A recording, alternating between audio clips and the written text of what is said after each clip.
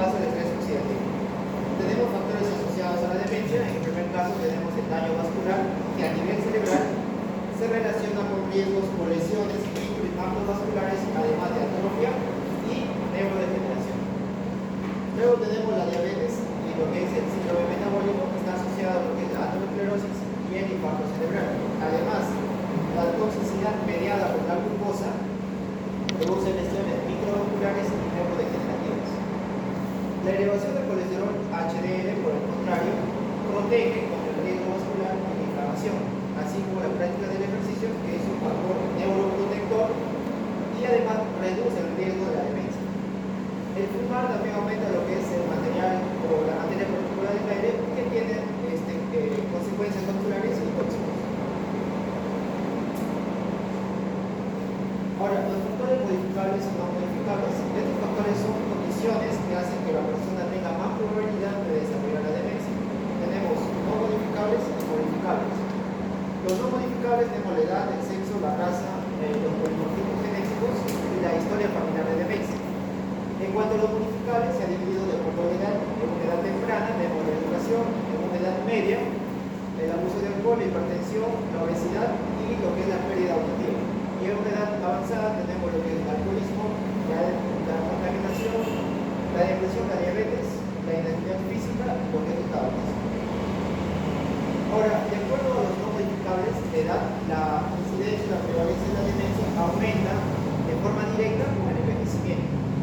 En cambio, en el sexo, la incidencia es ligeramente mayor en mujeres, pero la prevalencia es mayor en varones. Y en la enfermedad de Alzheimer ya es un patrón de herencia autosómico dominante y está relacionado con formas de inicio de edad temprana. Además se relaciona con tres genes, que son la proteína precursora de amiloide, la presinilina 1 y la presinilina 2. Y en cuanto a los factores modificables, se dice que una intervención temprana de los factores modificables ayuda a la prevención y reducción de la demencia. A ver, Juanito, en la última parte, la intervención sobre los factores de riesgo modificables. Ayuda a reducir lo que es la prevalencia de la demencia. ¿Y en qué momento han puesto la parte emocional de la persona? ¿Lo han tenido en cuenta? Más adelante. Sí. Ah, ya. Excelente. Muy bien.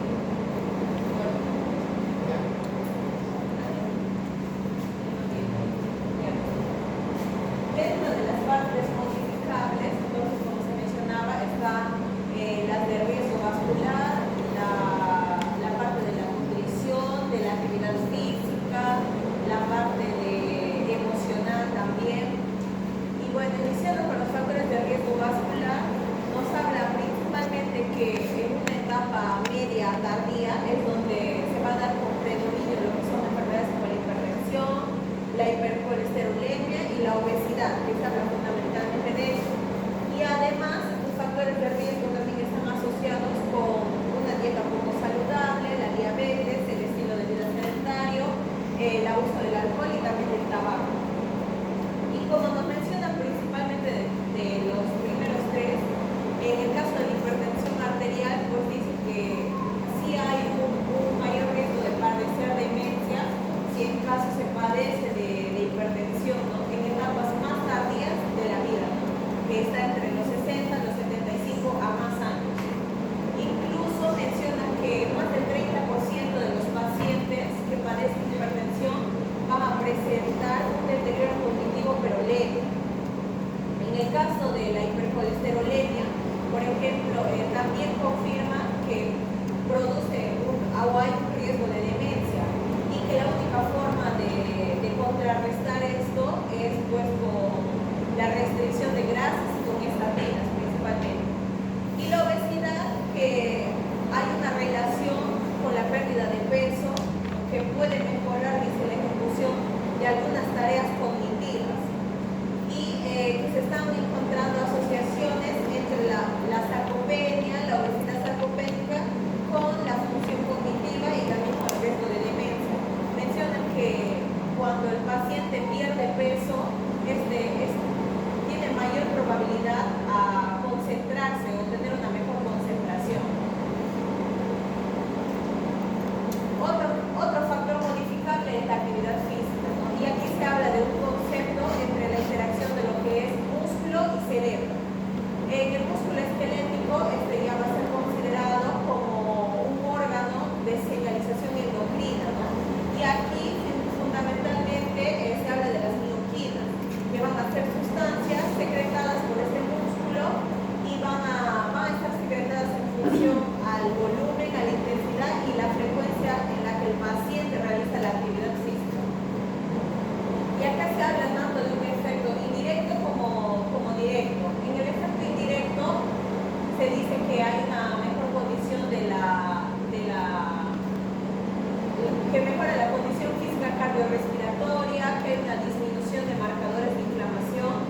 general, posiblemente mediada, en este caso por las citoquinas, que hay polarización de la microglia hacia el fenotipo antiinflamatorio, y esto pues va a crear nuevas conexiones, unas conexiones futuras que son favorables para la persona, también que favorece la plasticidad mitocondrial y su biogénesis y respiración, ¿no? Así como la capacidad de antioxidantes, y esto va a tener un efecto directo que va a favorecer la angiogénesis, la sinaptogénesis y el crecimiento y la supervivencia neuronal. También se habla que va a tener, que se va a incrementar la plasticidad e integridad de la barrera hematoencefálica. En este caso se habla de una plasticidad positiva. En la plasticidad negativa se dice que se desechan todas las neuronas que están dañadas y que ya no sirven para el organismo. Y en la positiva se crean nuevas conexiones a futuro. Y esto puede atenuar la pérdida también de volumen hipocampal asociada a la edad, y en este caso tiene una relación con la plasticidad, porque el paciente no se va a concentrar de una manera adecuada y no va a crear nuevas señales, nuevas conexiones futuras. Y puede disminuir los niveles de beta-amiloide que mencionaba mi compañero, pudiendo tener relación con el factor neurotrófico derivado del cerebro, que asimismo también influye en lo que es la plasticidad pero positiva. Y para esto también el artículo nos menciona acerca de la nutrición, el cual debemos tener en cuenta estos 5 conceptos. El primero, que menciona el alimento, que va a ser cualquier sustancia, excepto el tabaco, que va a ser procesada, semiprocesada o cruda, que se utiliza para el consumo humano. En el alimento funcional te habla sobre cómo estos ingredientes van a contribuir a una mejora en la salud de forma fisiológica o aportando, ¿no? Como el caso de las vitaminas, los minerales y los ácidos grasos esenciales. Luego te habla de un alimento de uso médico. La diferencia con el alimento funcional es que en el alimento de uso médico es específico para un tipo de patología y este también tiene una cantidad determinada. Por ejemplo, un paciente que tiene un déficit nutricional específico le recomienda un tipo de alimento y este ya se considera como un alimento, un AUE de uso médico. Luego habla de los fitoterápicos que se relacionan, ¿no? Se encuentran en las plantas, que pueden ser comercializadas tanto en las hojas, los tallos, las raíces, y cómo estos los convierten en extractos, ¿no? Pero muchas veces no tiene una dosis exacta, sino es de forma empírica. Habla también de los probióticos, que esto es favorable, de los microorganismos vivos y van a proporcionar beneficios para la salud, ¿no? Siempre y cuando estos se tomen en cantidades adecuadas y que en sí van a formar parte natural de la flora intestinal humana. Sí, es verdad eso de los probióticos. En una persona adulta mayor no se puede utilizar dos, por ejemplo, en la mañana y en la noche, no se puede. Uno nada más, que puede ser en la noche. En un adulto mayor puede intoxicarse. Ya, o sea, como no es nuestro ese probiótico, si introdujéramos una quinoa, por ejemplo, que es un prebiótico, ahí sí funcionaría, no habría problema. O sea, el prebiótico alimenta al probiótico, el prebiótico. Entonces ya sería nuestro y no nos intoxicaría de ninguna manera. O sea, hay que tener cuidado con los probióticos en los adultos mayores. Las cantidades. Y otro que tiene relación también con el riesgo de demencia son los trastornos de la sensopercepción, ¿no? Y te habla del oído, de la vista, el olfato y el tacto. Y esto también se encuentra relacionado con la etapa tardía del paciente, ¿no? En este caso de la edad mayor a 65 o 75 años. En el oído menciona que hay un tercio de las personas entre 60 y 70 años que ya tiene una alteración, ¿no? Medida en este caso por la audiometría.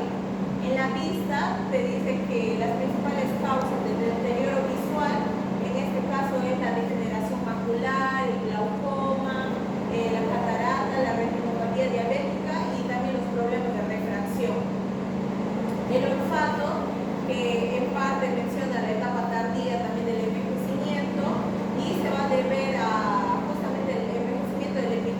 olfatorio y de las neuronas del bulbo olfatorio también, a una alteración de los circuitos centrales y a procesos inflamatorios crónicos que van a estar relacionados con la edad. Y por último, hemos dicho que el bulbo olfatorio tiene 6 capas, o sea, no es ningún elemento así antiguo, arcaico, ¿no? Porque ha conseguido tener 6 capas ya, o sea que está regenerándose el bulbo olfatorio, y a mí no me que le está dando mucha importancia, ¿no? Hasta tenemos epilepsias de cuando uno no está oliendo bien, es porque ese bulbo olfatorio está alterado. Por ejemplo, si uno huele, tiene olores como de heces, por ejemplo, cuando no las está presentando.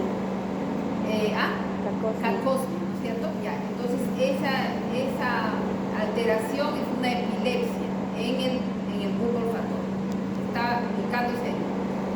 ¿Ya? Entonces hay que tratar de que la persona tenga los mejores olores, limpiar la casa adecuadamente, pero que no tenga impacto en esa función olfatoria que es tan importante.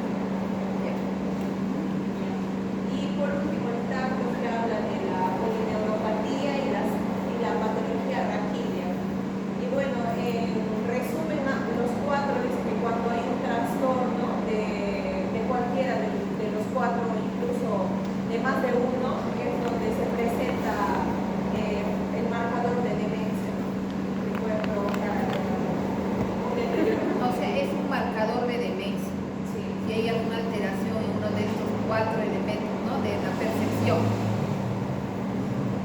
Yo diría que más encontrado en el del olfato, encontrado. Y en la audición dice 1/3, ¿no? De las personas Sí. ya tiene alteración. Sí, pero en el artículo menciona que esto está más ligado con la edad. Porque cuando hay más, bueno, cuando se da el envejecimiento y el paciente presenta más edad, tiene más riesgo de tener este marcador de demencia.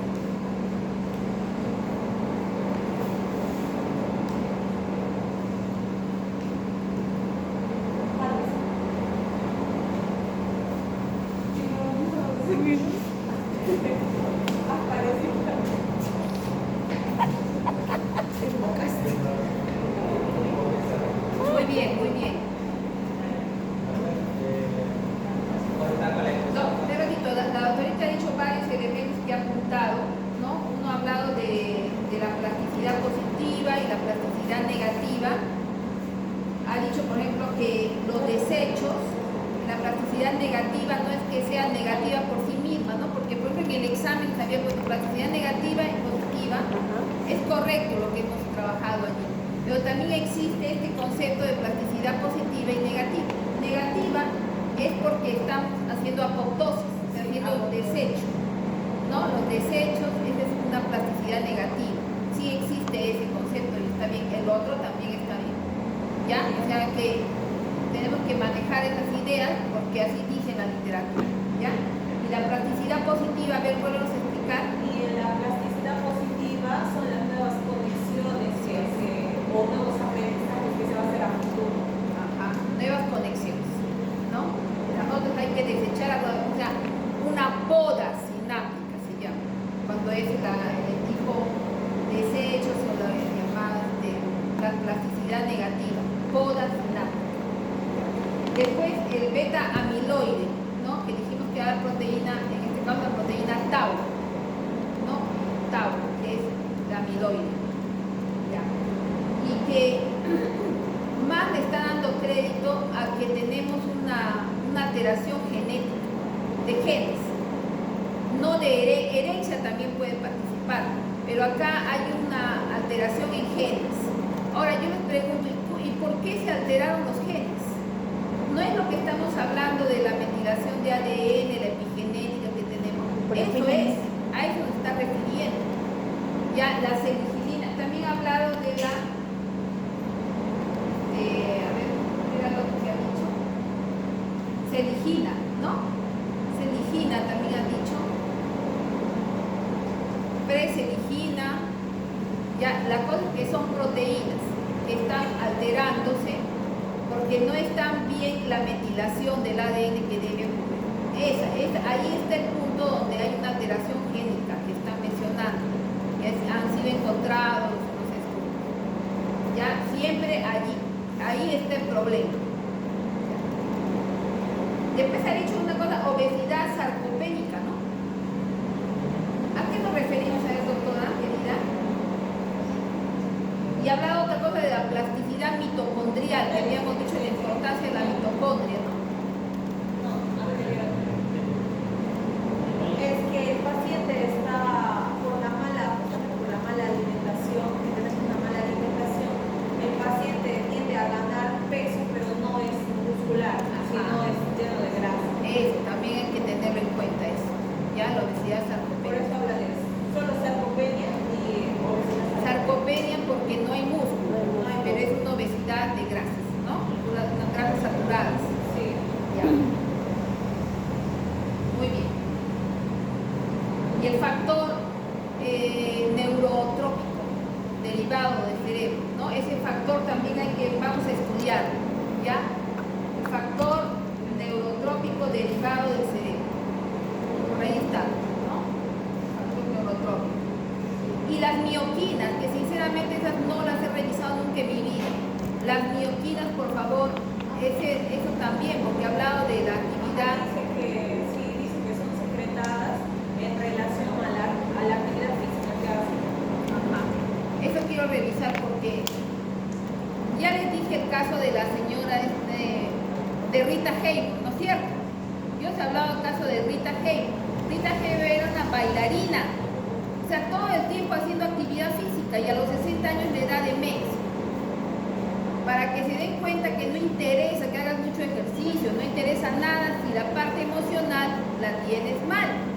Ella era degradada por los esposos con quien ella se enamoraba. Esos esposos de los años 40 eran unos esposos peor que los que tenemos ahora, ¿ya? Porque veían a la mujer como un objeto que baila en este caso, ¿no? Y todo el dinero que ella obtenía de Hollywood se lo llevaban ellos. Entonces ella estaba resumida a una cosa, es una cosificación de la mujer. Todo eso ocurría en 1940, doctor, así era, ¿ya? Entonces, sigo sosteniendo que lo más importante es el problema de las emociones y no lo ponen como principal problema, no lo ponen, siguen poniendo eso y las estatinas dicen que son las maravillosas para resolver y no lo son, lo sostengo y lo sostendré, no lo son.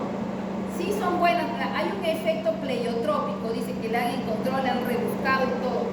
Revisen el efecto pleiotrópico de la estatina, ¿no es cierto? Que dice que tiene muy buenos elementos como para decir que la tenemos que utilizar de por vida.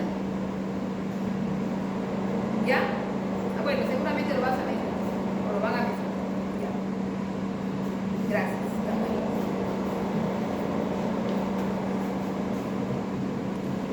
También hablaba de la disminución de las citoquinas, ¿no? Las citoquinas también, ya el efecto en la microbia, ¿no? En la microbia.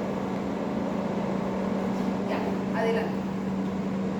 A ver, otros trastornos psiquiátricos relacionados a lo que es a la demencia, tenemos por ejemplo el trastorno o la depresión, que justamente está más asociado a una demencia vascular, ya sea por la demencia vascular o por la enfermedad del Alzheimer, ¿ya? Y justamente el factor de riesgo para una depresión que tendría que ser los factores sociales, ¿ya? El maltrato, la violencia, incluso de repente niños, la separación de los padres, entre otras cosas más.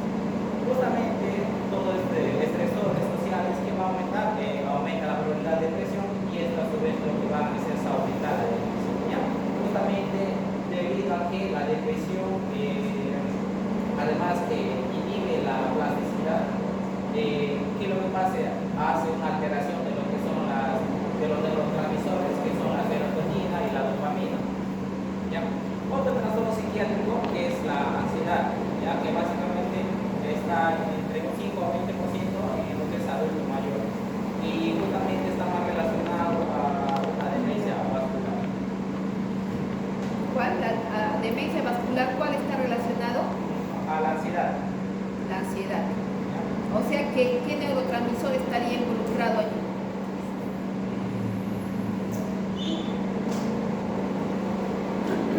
En el cuadrito ese que habíamos hecho estaban las aminas, ¿recuerdas que estaban allí? La adrenalina, la noradrenalina. La persona que está con ansiedad, que dice, la adrenalina decía que la persona está entre la huida, ¿no? Huye o lucha, huye o lucha, la adrenalina. Y la noradrenalina está en alerta todo el tiempo. Entonces esa persona entra en ansiedad porque no tiene ni un momento de descanso. Una respuesta, ¿no?, en la ansiedad de la persona, que luego ya se va a convertir en depresión, ¿no? Que ya luego de utilizar todos los modos posibles para estabilizarse, no se logra y entonces entra en un decaimiento total, porque al inicio está en ansiedad, o sea, está en alerta todo el tiempo. Adrenalina y noradrenalina. ¿Ya? Y como bien dijo usted, la depresión inhibe la plasticidad. Fue lo que pasó con Rita Hayworth, ¿cierto? Esta artista entró en depresión. Igual fue lo que pasó con Marilyn Monroe, también entró en depresión, ¿no? Si demoraba un poco más, ella murió a los 36 años. Demoraba un poco más y a los 60 ya tenía demencia, definitivamente, porque ella estaba en situación de ansiedad constante, fumaba por eso, ¿no? Y ahí donde se inhibe la plasticidad y hay una alteración de la serotonina con la dopamina. Correcto. Luego tenemos que es el estrés crónico y trastorno post-estrés postraumático, ¿ya? Por estrés postraumático, ¿ya? Estrés crónico se refiere a, de repente, ¿cómo se llama? A deudas de largo tiempo, problemas familiares que ya van aumentando por un largo tiempo, ¿ya? Por ejemplo, la violencia que de repente hay muchos tipos entre pelea y padre durante años, pero tiene un estrés crónico. Y trastorno por estrés traumático justamente son los accidentes, ya los traumatismos. ¿Qué es lo que va a pasar justamente? Acaba a aumentar la liberación de lo que es el cortisol. Y ahí justamente un exceso de cortisol justamente es tóxico para las neuronas. Lo que va justamente va a afectar lo que es el hipocampo y la corteza prefrontal, que está vinculado con la memoria. Muy bien. Luego tenemos lo que es el sueño, ya sea la falta o el exceso de sueño te va a dar un mayor riesgo de demencia. Justamente el sueño es bueno no debe ser ni mucho ni poco, debe estar en el rango normal, que es de 6 a 8 horas, ya para el mantenimiento normal del cerebro. Entre trastornos del sueño tenemos de repente lo que es el apnea obstructiva del sueño, que es básicamente una obstrucción que justamente no permite que se oxigene bien el cerebro, y al no oxigenarse bien el cerebro llega a tener, digamos, a lesionarse el cerebro, digamos, por lo que está más asociado a un deterioro cognitivo y a una demencia. Otros trastornos psiquiátricos tenemos el trastorno bipolar, con episodios de manía, hipomanía alterados con depresión. A manía y hipomanía se refiere a estados de que de repente está enérgico un rato, luego está triste, lo ves triste luego. ¿Ya? Otro trastorno es el trastorno psicótico, de inicio muy tardío, básicamente la pérdida de la realidad de la persona, ¿ya? Que es similar a lo que es la esquizofrenia, pero aparece después de los 60 o 65 años. Un trastorno psicótico de la persona mayor. Claro.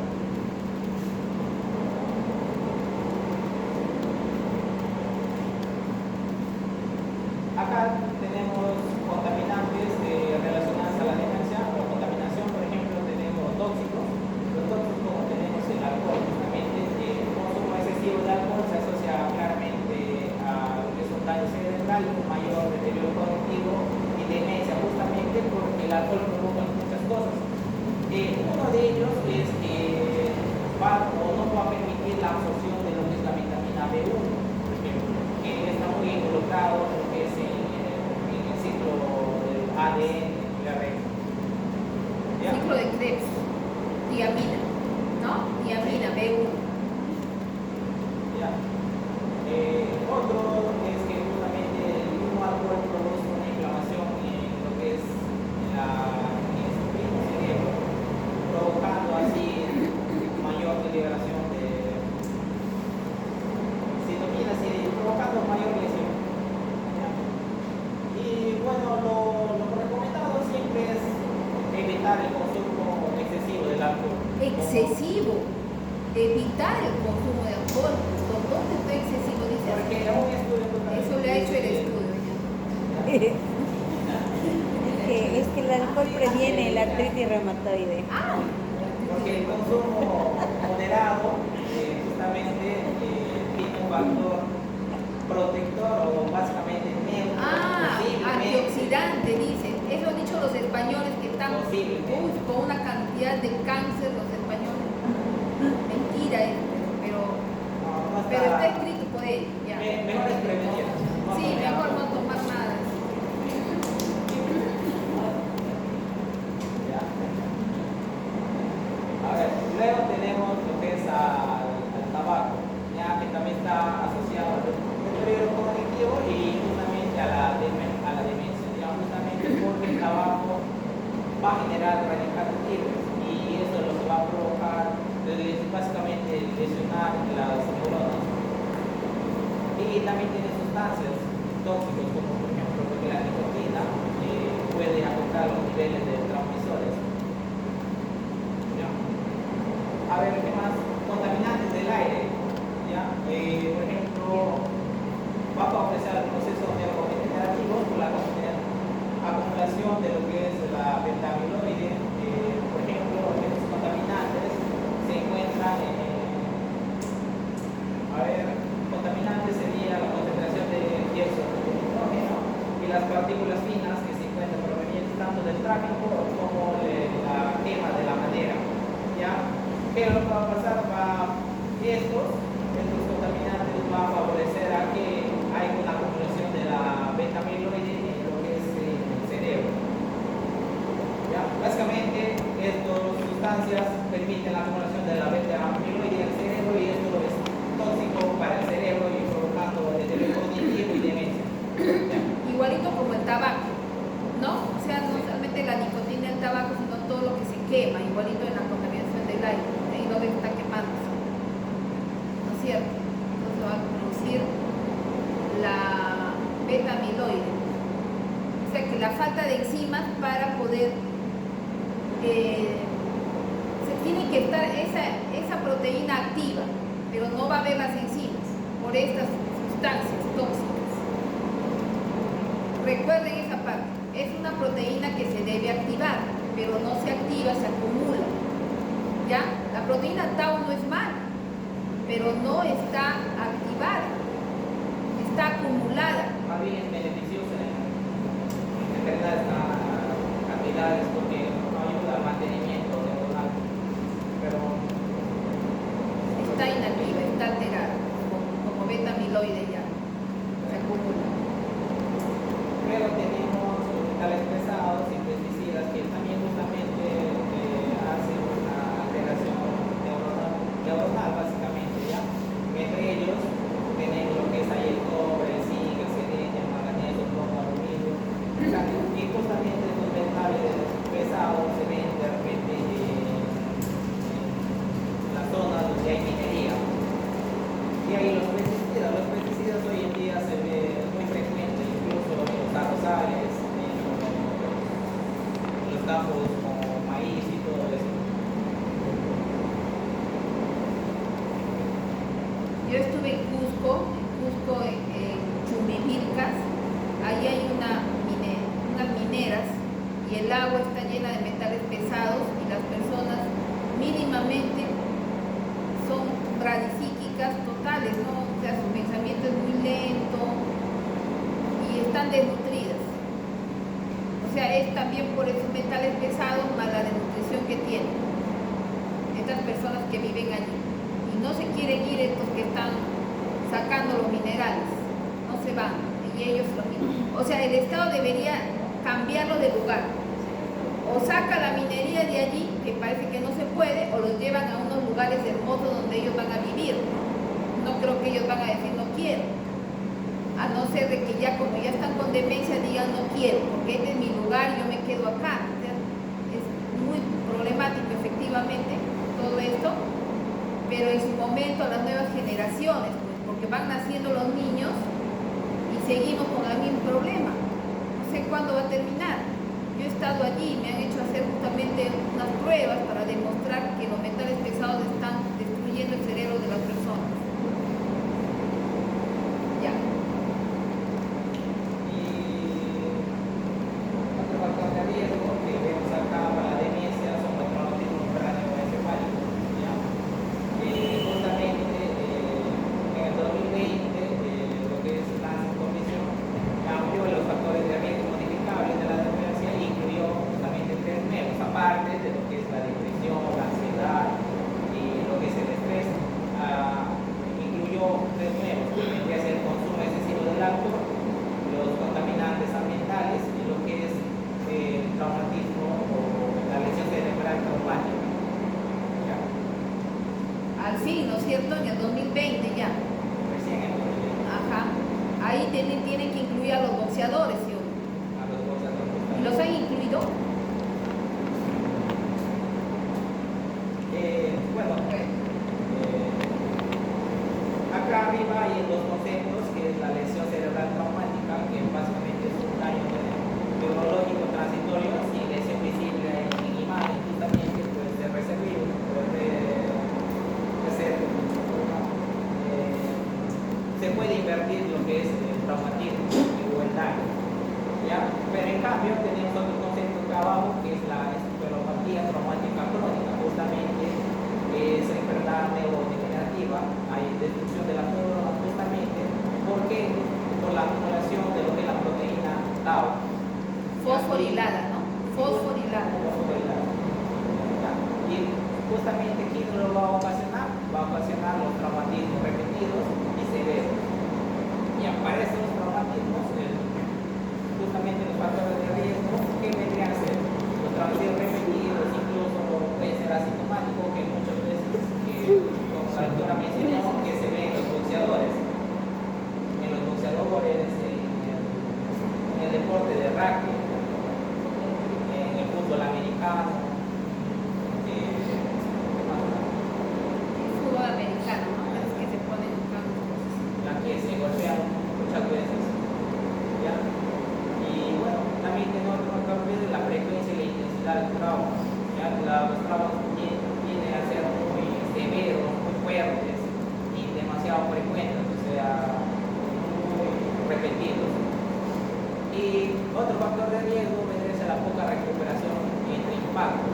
Justamente le están dando un golpe y al 2 minutos le están dando otro, y eso justamente provoca una mayor lesión en el cerebro. Y también otro factor de riesgo es que hay una posible influencia genética, ¿ya? Pero que no está demostrado aún. Y bueno, para el diagnóstico, Eso ya los de abajo lo ponen para arreglarla, ya sinceramente. Porque por más que tengamos la genética, no se va a activar si no hacemos las cosas. Si hacemos las cosas bien, no se activa nada, ahí se queda tranquilo. y bueno, el diagnóstico solo es confirmado por muerte, básicamente después de muerte, ¿ya? Para ver justamente lo que es la acumulación de la proteína tau fosforilada, ¿ya? Básicamente el diagnóstico es de días tras muerte, ¿ya? Y justamente hay 4 estadios, ¿ya? Que es la encefalopatía traumática crónica baja, que está en estadio 1 y 2, y lo que es encefalopatía traumática crónica, lo que es el estadio 3, que es más alta o más severa. Y justamente el tratamiento con prevención, no hay cura, pero más que todo el tratamiento farmacológico es para el soporte, pero de repente para el dolor,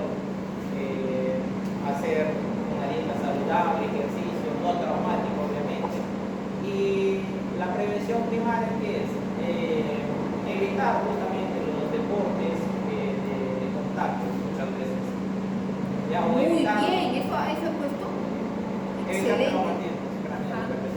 Los deportes de contacto evitarlos. Evitar traumatismos en general. Ay, usted ya la arregló. Mucha Dios, ya. Está muy bien, ¿verdad? Ahí ha puesto abajo, ahí ha puesto una parte, la encefalopatía, ¿no? La encefalopatía traumática crónica, ya. Eso es un término que en el 2020 ya se está utilizando. Encefalopatía traumática crónica. Y después acá abajo también veo despigmentación de la sustancia negra, ¿no? O sea, la acumulación de tau fosforilada se da en la corteza cerebral. En la corteza cerebral. Hay una despigmentación de la sustancia negra. Claro, ¿esa sustancia negra de dónde es? De donde se forman las neuronas, donde se forma la dopamina, ¿no? En el lugar donde se forma más dopamina, la sustancia negra. Y se despigmenta. O sea, ya no hay dopamina, ¿no es cierto? En la sustancia negra que está ubicada ¿dónde? En las orejitas de Mickey Mouse. Ya, o sea, del mesencéfalo. Ya, a ver, continuamos. Y bueno, tenemos la cognición y actividad social, ¿ya? Básicamente, la cognición social como concepto es el conjunto de habilidades que nos van a permitir comprender justamente o interpretar lo que son las emociones, las intenciones y las normas sociales, o sea, todo lo que nos rodea. Y justamente el ser humano es un ser social por naturaleza, ya necesita interactuar, comunicarse y tomar lazos para poder vivir en lo que es prosperar. Excelente. Y el riesgo del aislamiento social muchas veces ocasiona lo que son una mayor depresión, mayor ansiedad, problemas, enfermedades, incluso enfermedades físicas como cardiovasculares. ¿Ya? Y justamente, ¿cómo se llama? La socialización es muy buena para evitar lo que es la demencia justamente por ciertas teorías o hipótesis, por ejemplo. Ay. Teoría o hipótesis, por ejemplo, ¿qué? De la plasticidad. De la plasticidad. Ay. Explica la relación entre la interacción social y la demencia. Tenemos la hipótesis de reserva cognitiva. Justamente la socialización te va a permitir la plasticidad. La plasticidad es el cambio estructural del cerebro justamente cuando hay ciertas lesiones o impedimentos que se notan. Y justamente la plasticidad necesita la socialización porque es básicamente va a permitir la experiencia. ¿Ya? Muy bien. También tenemos la sinaptogénesis para ayudar justamente a la formación de nuevas conexiones neuronales y posiblemente a una neurogénesis. ¿Qué más? Y a ver, otro mecanismo que vemos es el mecanismo cardiovascular y inmunológico. ¿Ya? En la vida social activa se asocian menos enfermedades cardiovasculares, menos inflamación, menos función inmunológica, justamente porque se da que las células inmunológicas tienen una mayor producción cuando hay una vida social por medio, una vida social activa. Y tenemos hipótesis del estrés. Y la socialización justamente nos reduce el estrés crónico. Y solo sería eso. Bien. La prescripción de fármacos y prevención de demencia. Comorbilidades, polifarmacia. Las comorbilidades como diabetes, hipertensión, depresión, epilepsia, justamente nos da muchas veces los mismos pacientes tienden a consumir bastante fármacos. Y los fármacos nos pueden dar demencia. Y entre ellos tenemos los anticolinérgicos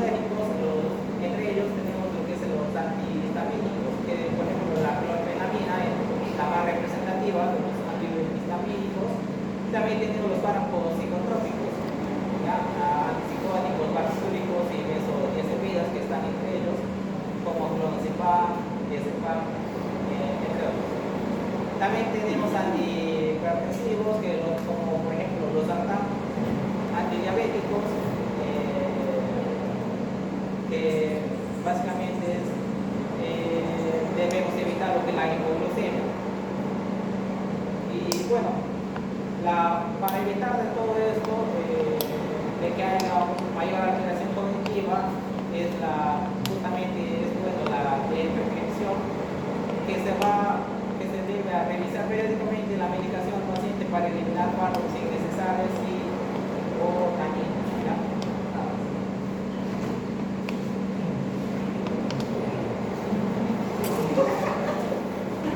Bien, ahora vamos a ver estudios de intervención en la prevención de la demencia. El primer estudio es el estudio Singer, el cual se realizó en Finlandia con un tamaño de 1.200 personas, que como criterio para elección eligieron personas con riesgo de demencia y deterioro cognitivo leve.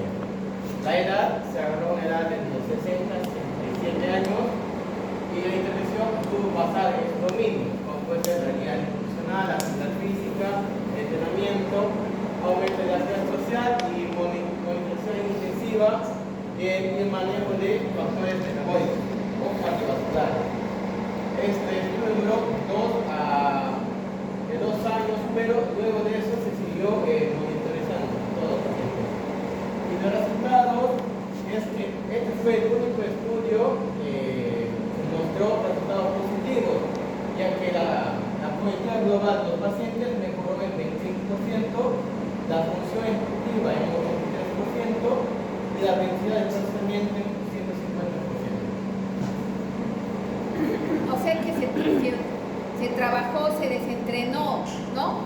Con nutrición, actividad física, les hicieron estudiar, ¿no? La actividad social. Lo que caracteriza es que la guía nutricional fue personalizada. Cada paciente estuvo guiado según la necesidad que tenía. La actividad física estuvo estructurada según la movilidad, según el factor de movimiento del paciente, y el entrenamiento cognitivo fue muy guiado, muy establecido, todo muy estructurado. Ya. Y en 2 años. Sí, o sea, 2 años fue el estudio en sí, pero luego de 2 años se siguió. Pero se vio los resultados en 2 años, seguramente, y mire cómo 150%. El artículo es el único que muestra resultados positivos o destacados, como puede ser la cognitiva global, en la función ejecutiva y el procesamiento. Con lo cual, este estudio es tomado a nivel internacional como modelo para replicar en otros países y se obtienen los mismos resultados. ¿De dónde es? De Finlandia. Finlandia, claro. Ahí tenemos el país más feliz, Finlandia. Ahora tenemos el estudio MAC está lo han realizado en Francia. Su tamaño muestral es de 1.680 habitantes. Acá el criterio son ancianos frágiles con quejas sugestivas de memoria, marcha lenta y limitaciones de actividad diaria. En la edad se tomaban a adultos mayores igual a 60 años, y la intervención se tomaban a pacientes con cuidado cardiovascular. También se enfatizó el consejo nutricional, el fomento de la actividad física, el entrenamiento cognitivo, pero se caracteriza porque acá se añadió el uso de omega 3, como puede ser el DHA y EPA, en cual un grupo sí se administró, en otro grupo no. La dosis que se dio fueron de 800 miligramos al día, fue de DHA, y de EPA fue de 225 miligramos al día. En la cual estos pacientes fueron tomados en cuenta durante 3 años. Acá también se destaca que posterior a esto se siguió monitorizando. Pero en este grupo no se obtuvo un resultado muy prometedor o muy destacado, pero no se obtuvo un resultado muy destacado en cuanto a la función cognitiva. Pero sí en otros factores obtuvo un mejor pronóstico. No, pero diga lo que es, o sea, ¿se obtuvo o no mejores resultados? Nada, igualito nomás. La función cognitiva no fue ningún cambio. Bueno, de pescado, de un pescado procesado tremendamente para poder sacarle todo lo que tiene el pescado actualmente, tiene plomo. Alimentación omega 3. Ajá. El último estudio que nos habla el artículo nos habla del uso de aceite extra virgen y de nueces. Ahí sí se muestran resultados positivos, Ajá. lo cual contradice a este estudio. Claro, porque este de un pescado, como les digo, que está muy procesado, ya lo hemos tenido que hervir. Ese es un pescado que está hervido, sometido a altas temperaturas, nunca va a poder ser igual al otro extra virgen, o sea, al prensado en frío, ¿no? Así se llama el otro, el aceite vegetal, pero vegetal en este caso de olivos o de linaza, ¿no? O de nueces, como ustedes dicen. Este es el estudio Previda que se desarrolló en Países Bajos. Esta abarcó un tamaño muestral más grande de 3.526 personas. Acá son criterios que ancianos son remitidos de la atención primaria y no de mente. La edad que usó fueron de 70 a 78 años y es también una distribución multidominio, pero acá se enfatizó en el seguimiento de enfermedades cardiovasculares, pero por enfermería, en un tratamiento más médico de factores cardiovasculares, con consejo nutricional y actividad física. Cuando nos referimos al consejo nutricional, es un consejo que muy general, no es como el primero que fue de cada paciente o cada habitante de estudio, lo cual no se conoce. Este estudio fue más largo, aparte de ser de abarcar un tamaño más grande, de 3.000 personas, duró 6 años. Acá tampoco se obtuvo un resultado muy prometedor, porque no se dio una reducción de la incidencia global de la función cognitiva, pero sí dice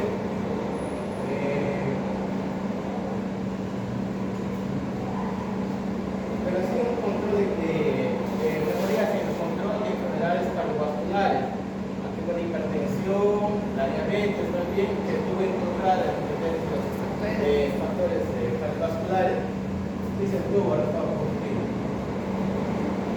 En ese aspecto.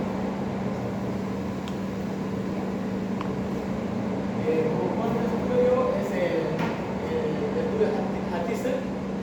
Este es un estudio que no se abarcó en un solo país, sino fue en 3 países diferentes. Destaca de este estudio que fue de manera digital, de manera virtual, en la cual se usaron o se tomaron en cuenta 2.398 habitantes de 3 diferentes países con criterios con riesgos cardiovasculares o historia de enfermedad cardiovascular y o de diabetes. La edad fueron mayores o iguales a 5 años y acá fue también un seguimiento de enfermería, pero de manera virtual y una autogestión de factores cardiovasculares y estilo de vida. Acá tampoco se obtuvo resultados positivos, pero sí nos prevalece que ciertos factores o ciertos estilos de factores que nosotros queremos monitorizar sí se pueden hacer de manera virtual, lo cual no obtuvo el